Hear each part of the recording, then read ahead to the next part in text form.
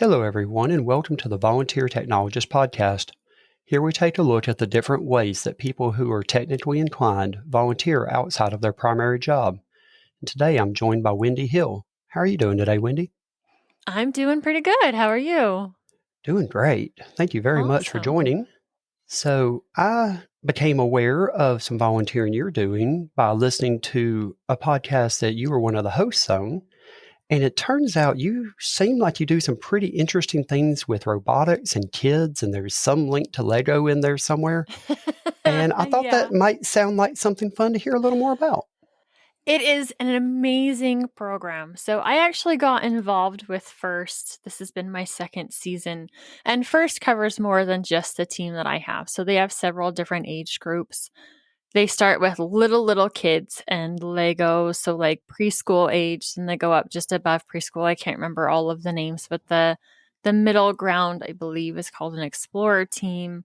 And then the one I've been a part of is the FLL First FLL or First Lego League challenge teams. These kids in the US run from ages 10 to 14, and in other countries they can go up to 16.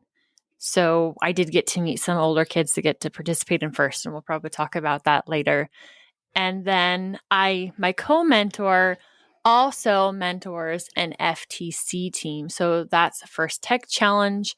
And that goes from 15 all the way through high school. And then there's FRC, which I've got to see their robots, which are massive. These are huge robots.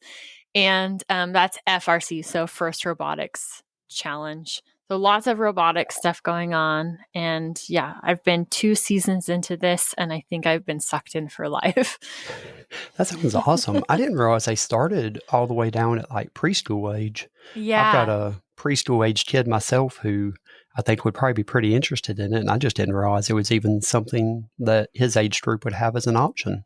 And I think a lot of people don't. I wish that First advertised the options that they have available. So a lot of kids come in contact with the First robotics programs because it's in their schools. So if it's something that a child goes to daycare and has access to, not all of them get a chance to. But the wonderful thing about First is it's all volunteer based. And so even if you And that's don't really cool. have a robotics team for the little guys, and it's mainly just learning the basics they get to build and start learning how to follow instructions and working together. It really focuses on teamwork. And if they're in those younger groups, then by the time they get to a challenge team, they're already comfortable working as a team and everybody has to do their part as part of it. That's really cool. I can totally see where I've never put together a robot like that, but I could totally see where that would just kind of mandate having some serious ability to do the team style work where the collaboration Yes. would be kind of fundamental for that. Yeah, and that's one of the things that First stresses is that we have our core values that the First puts out for us, and one of those is teamwork and everybody participating. So in the older teams, kids can specialize. So the FTC team, you can have someone that says, "Hey, I love coding, and that's what I do as a member of this team," or "I love building." But in First Lego League, they really want every kid to get to dabble in every single part of that, whether it's the building portion of it, the coding portion, and so forth. And while you can tell that it's not some kid's favorite part, it is nice that all of them get to experience some part of that so that they can figure out, hey, this is what I like. And it makes sure that every single team member has input. We're getting ready for actually next season. And so I know people on audio won't be able to hear this, but I actually have robots at home because I love these robots so much. So this is the one that I have built recently Oh, that and looks have fun. thrown some Python code to, wrote some line follow code for a color sensor that's down here so it can follow lines.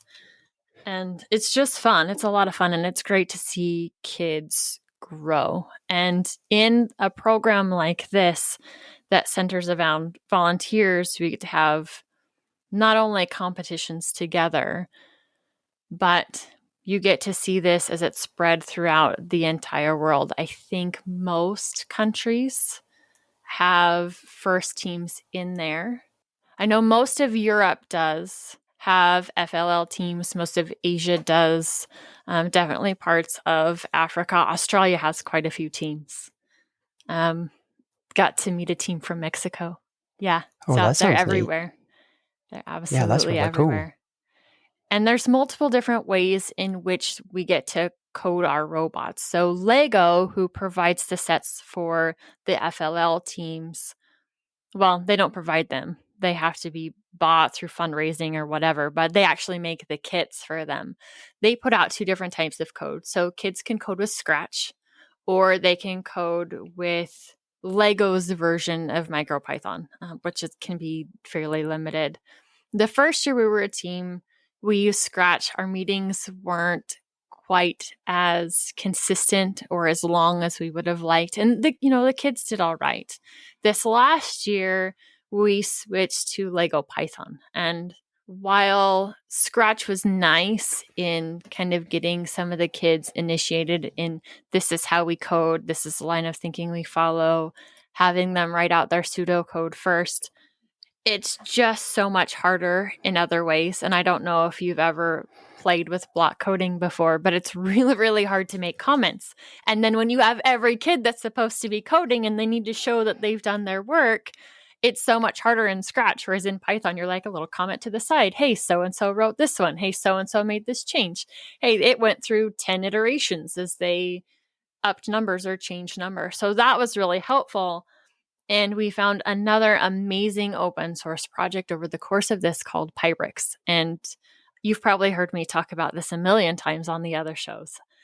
The volunteers who run Pybricks, who work on that code, are so fantastic and so open to feedback that we actually took super beta firmware with us to our very last competition for the year, which I told the kids when they voted on it, there may be some bugs in this. This isn't even a public beta yet. This is one that we've gotten access to through the forum as we're playing with some different stuff. And it was really cool for them to be like, yeah, we want to try it anyway. This is a little bit of a gamble, I guess you can say, as it is, but it gave them so much more flexibility. And it's really cool to watch them go through that process. And as we were comparing the 2 different types of Python that they could use, this is the advantages of this one, this is the advantages of this one, where are you going? And them being fully aware that if they switched to the Pybricks Python, they were rewriting their entire code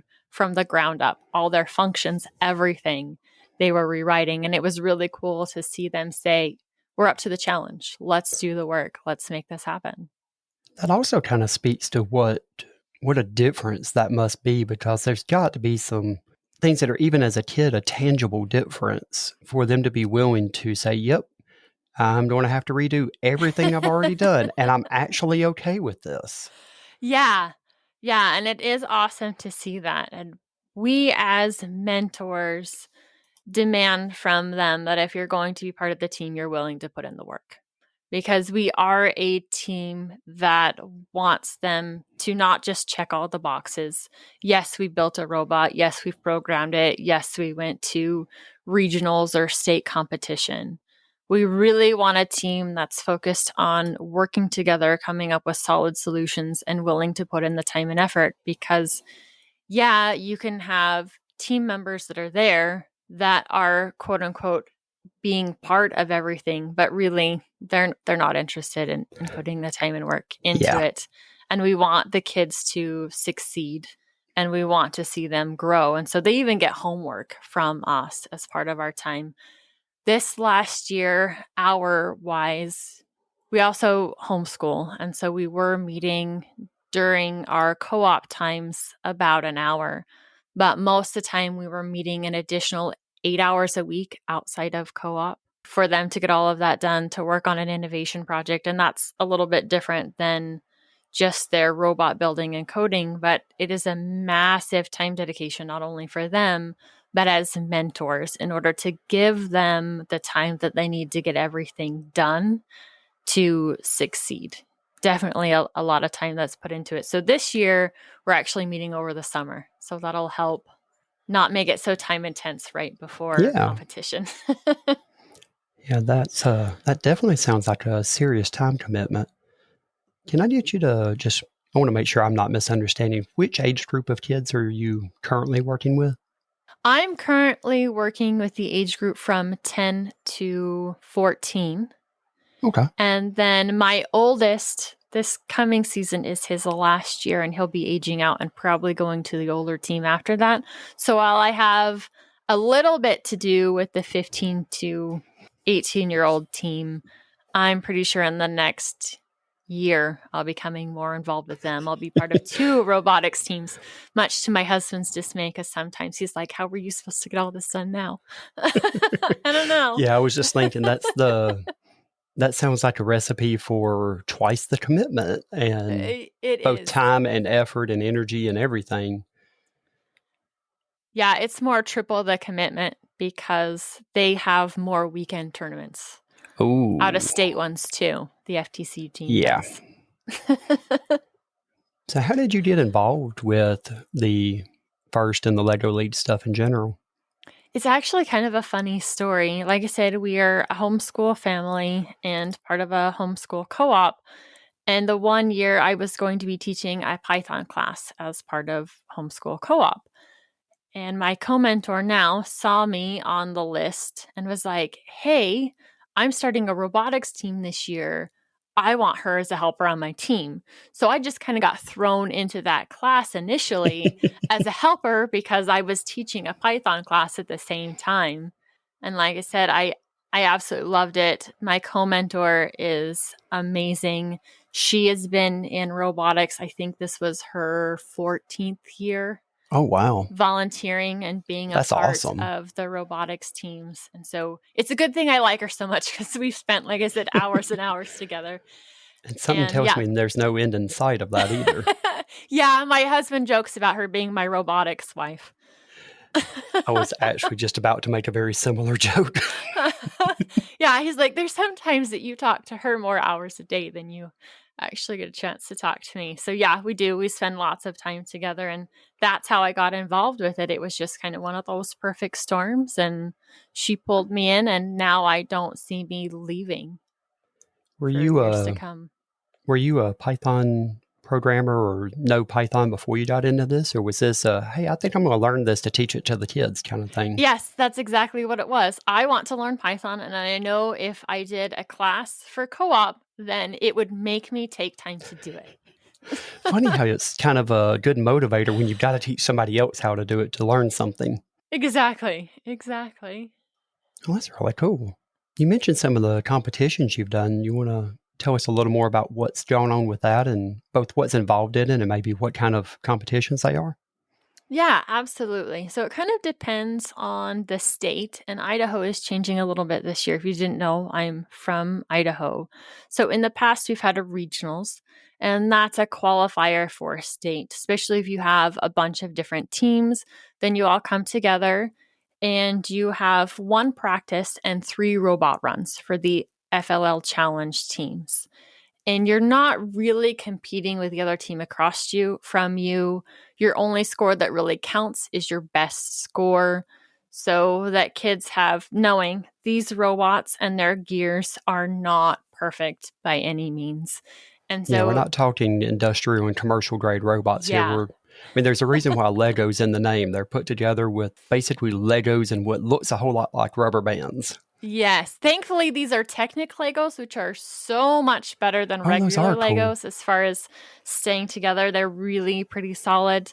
But yeah, they know that their motors aren't perfect, that there's some wiggle room in them. And the version that we have right now, the Spike Prime, is better than previous generations in the slack inside the motors. But there definitely is some room for error in there. So they've got their practice run and the 3 matches. And they do have another team going on the opposite side of them. And one of the cool things that Lego does is there's always one of the missions.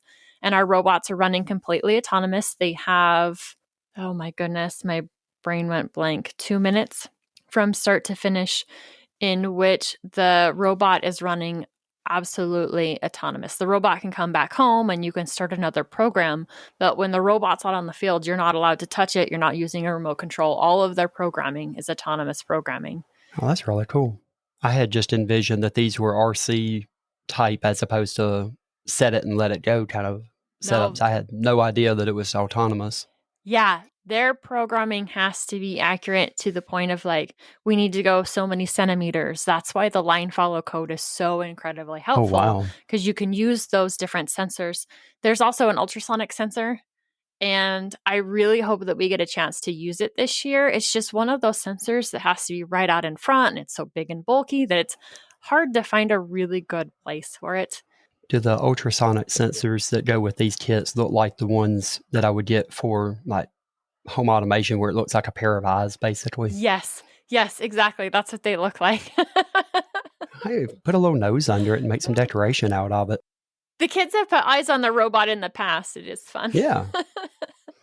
So we'll see. We'll see how it goes. I think it's definitely a useful sensor.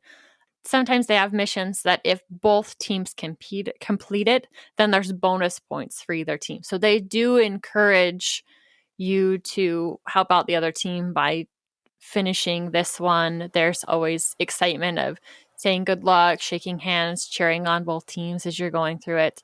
And then the other part of competition is their innovation project. So, us as mentors, our job is to help guide the kids in finding other experts to talk to. So, this last season was all about power, how it's produced, how it's transported, how it gets consumed. And us as mentors were able to set up different field trips and stuff for them, giving the kids lots of options to gather information, talk to people in the energy field before they come up with their innovation project. And their innovation project can be something completely new, or it can be improving on something. And our kids took the hydroelectric dams that are out here. There's quite a few of them on the Snake River in Idaho, where for people to view the waterfalls, because we've got southern Idaho is all volcanic rock, really. I live in a volcanic rock desert. And in order to see these massive waterfalls that come off the river, they have federal regulation saying that they need to run so long during the summer and on holidays. The upside of that is people get to go see the beautiful waterfalls. The downside of that is at the time that that's happening, that water's not producing power, and our power company has to go buy power from somebody else. So the kids talked to the experts there and found out that there are certain days in the summer they're mandated to run those waterfalls, but there's nobody coming to watch them. And that's costing their community money. So their innovation project was to install a button that when the button gets pushed, the falls get activated for the day and they run for the rest of their mandated time, get shut off at night. The power company that we talked to not only loved the idea, they took this up the chain and it's being implemented by next spring when they have to put this mandate into effect. Oh, wow. They also told our kids that it saves their local community $72,000 a day that Holy cow. this project or that the waterfalls doesn't run. Yeah, massive, massive amounts of money that it saves their community in power generation. And last year, they did something else. They had another innovation project, which they also talked to experts. I'm really excited about this one because it gets implemented.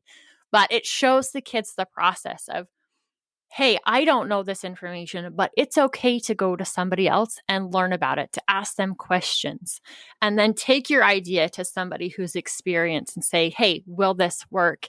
And it's so awesome for them to get feedback both last year and this year saying, yeah, this is what works. This is what needs to be tweaked. This is how we could make it better, or these are the constraints we have to work in, and this is where we can go with it. So they have to take this whole process all the way through.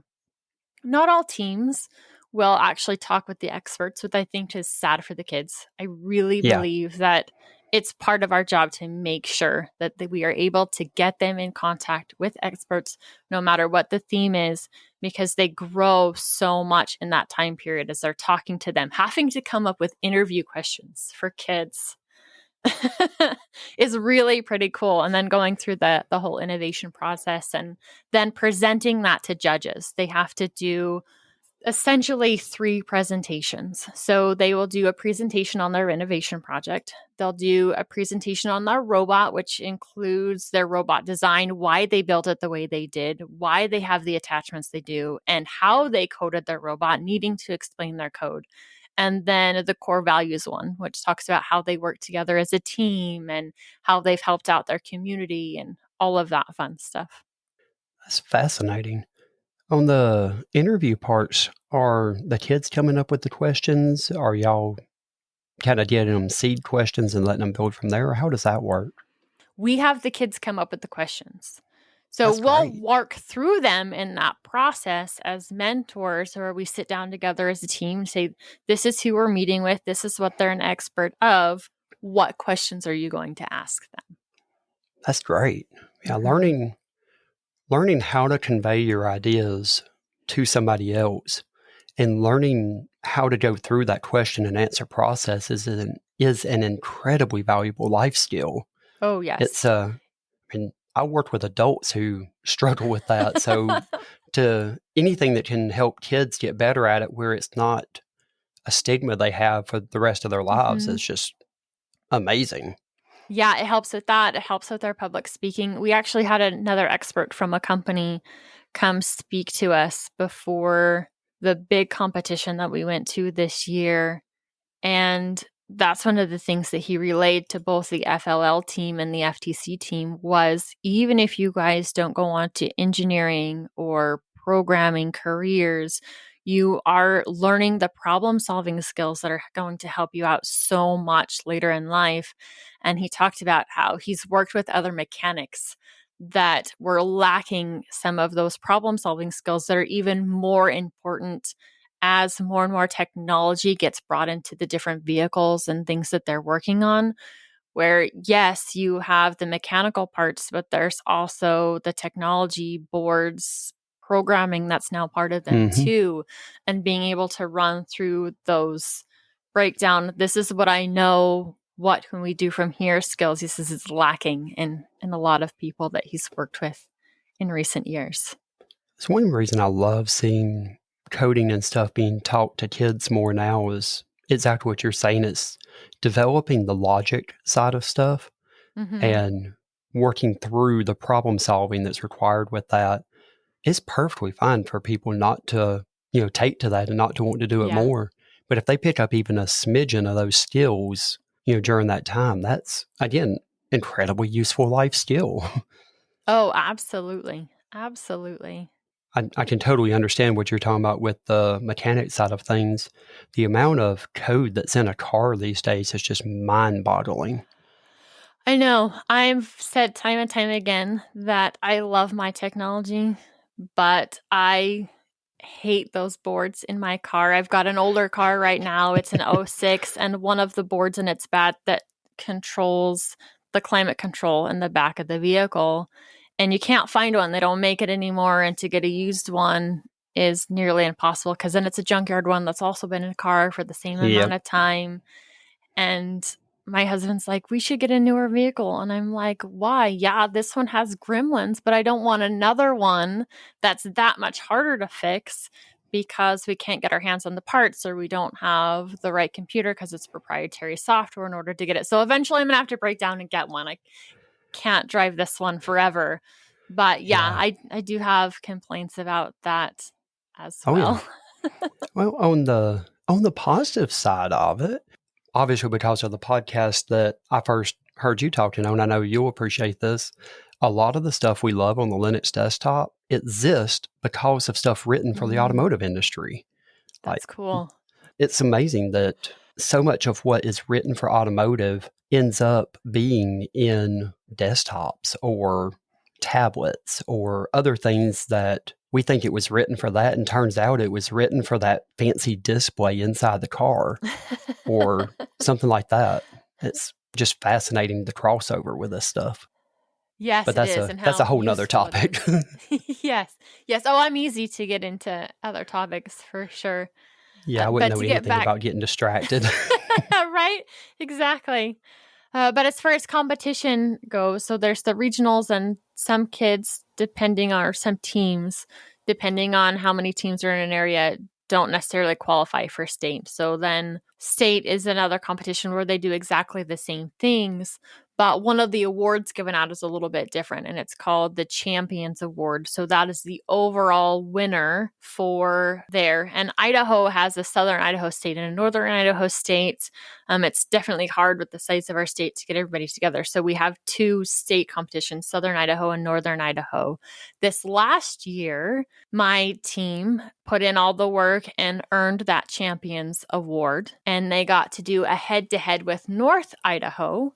The winner of that head-to-head got to go to Texas to go to Worlds, and the other team had the opportunity to go to California for a LEGO Robotics Invitational. And our team was able to earn that spot for Worlds this last year, which was absolutely amazing. It made me even more excited to be part of this program, being a volunteer, and then having 2 kids into it myself to get to experience with them. Worlds was amazing because they had everything from the Explorer teams all the way up to the FTC teams. There was over 35,000 people there. So we got to compete in kind of the almost standard ways we do, except for we got 3 practice runs and then our 3 regular runs. But we got to meet teams from all over the world when we got to go to Texas in April. And then they got to see the FTC competitions in action. They got to see the FRC competitions in action. So knowing, hey, once I age out of FLL, these are the opportunities available to me if I want to continue down the road of robotics. My favorite part of the whole experience was that last day, they had an encore game, which you got paired with another team. So they were your alliance partner. And we didn't get the rules until 8 a.m. that morning. So you got there at 8 a.m., you opened your envelope, you read the rules, and then you had an hour to build whatever additional things you needed and code that robot and get ready to go. We got to work with a team from Australia called the Donut Eating Llamas. They were amazing. Absolutely loved them. They were right next to us in the pit section too. So we got to talk to them a lot during the rest of the competition. But they were a ton of fun to work with. And it was so cool because in FTC, you work with alliance partners. And it almost felt like, hey, this is one step closer in getting the kids ready if they did choose to go to FTC to see what it's like to work with another team and take, 2 different groups of kids that haven't known each other all year. And now you've got to figure out how to take your strengths and your weaknesses and blend them together to have the best robot run possible. So that was a blast. It was my favorite thing. I got a ton of pictures of that. And they've changed it again this year. So they're dropping regionals for us. We're only going to have a state. And in past, they've switched in which part of Idaho gets the ticket. So the last 2 years, Southern Idaho has went to Worlds. And so this year they're going back to switching back and forth. So now North Idaho will get the tickets to World. And I'm hoping that Southern Idaho, because we are in Southern Idaho, gets the ability to at least get to go to California. It's one more thing for the kids to work towards. I'm really sad that we're losing regionals in our area because the competitions themselves aren't necessarily all about competing, but it's definitely a learning experience too. Yeah, it sounded like the competitions were really encouraging collaboration and good sportsmanship and that kind of stuff. Oh, definitely. And, yeah, you that sounded cannot like a win really awards great benefit. if you are a bad sportsman. Yeah, you don't That's win great. awards if you're a bad sportsman. I wish it was that way everywhere. I know, right? Because even if you're upset about not winning and whatnot, it's learning how to be like, these are the things we did well. And these are the things that we can improve on. And gosh dang it, next year we'll try again with the things we need to improve on. And that's what regionals was to us. So if regionals was state this last year, we wouldn't have went to Worlds. The kids were nowhere near ready. It was a fantastic growth learning experience. They were able to walk in, do their robot runs, do their presentations, and be like, gosh dang it, we really did not do well in these sections. And then we as mentors get to have that conversation with them is, okay, I love the fact that you've pointed out the pros and the cons. Now what are we going to do to fix them? And are you willing to put in the time to do the work? And if you are, then we're here to help you. So how come there's not going to be regionals? I'm assuming there's some seemingly logical reason for this. We've got the word down from the head of state saying that it's easier on the kids to save, and it's to save money. I disagree with that opinion. I would really love to see regionals back next year. So hopefully we'll get it in. I'm hoping that there's enough of the coaches that have some input in saying, hey, bring them back. They are a really good learning experience and prepper for state competition. Gotcha. At least it sounds like it's being done with the best of intentions, even if it might be a little misguided. Yeah. Yeah, and there's time crunch. I know that the people that run FLL for Idaho, there's a limited crew. And the robotics season runs from August 1st all the way through Worlds was in April. And where you've got all these different divisions, that's a whole lot of weekends that you're out and about and away from family and all of that. So I definitely get wanting to condense some of that down a little bit, or finding some extra help. I'm guessing the pool of judges and stuff isn't exactly the biggest of pools of people either. Yeah, definitely. And I know Northern Idaho struggled with that last year, where they were worried if they were actually going to get to hold their state because they were struggling to get enough volunteers to come judge and to be referees and stuff. So that's, I guess, one call I can have for people that are listening to it. Even if you don't have the time to coach a team, volunteering some time to help with those tournaments is absolutely amazing and helps them run smoothly and allows them to have more competitions, more times to run their robot and improve on those skills.